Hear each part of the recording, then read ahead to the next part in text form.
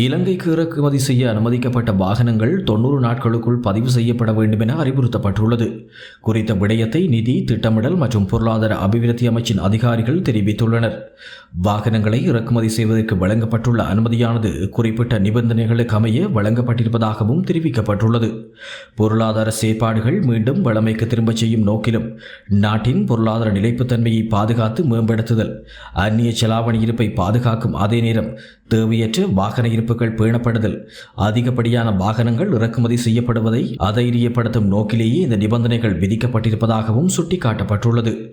இதன் அடிப்படையில் இலங்கைக்கு இறக்குமதி செய்ய அனுமதிக்கப்பட்ட வாகனங்கள் 90 நாட்களுக்குள் பதிவு செய்யப்பட வேண்டும் எனவும் தெரிவிக்கப்பட்டுள்ளது. அத்தோடு யாராவது ஒரு இறக்குமதியாளர்களினால் இறக்குமதி செய்யப்பட்ட மொத்த வாகனங்களில் 25% 6 மாதங்களுக்குள் பதிவு செய்யப்படாவிட்டால் குறித்த இறக்குமதியாளருக்கு வழங்கப்பட்ட அனுமதி ரத்து செய்யப்படும் என்றும் அதிகாரிகள் குறிப்பிட்டுள்ளனர். பதிவு செய்யப்படாத வாகனங்களுக்கு ஆகக்கூடியது 45% வரையில் விதிக்கக்கூடியதாக 3% தண்டப்பணம் அறவிடப்படும் எனவும் அதிகாரிகள் தெரிவித்துள்ளமை குறிப்பிடத்தக்கது.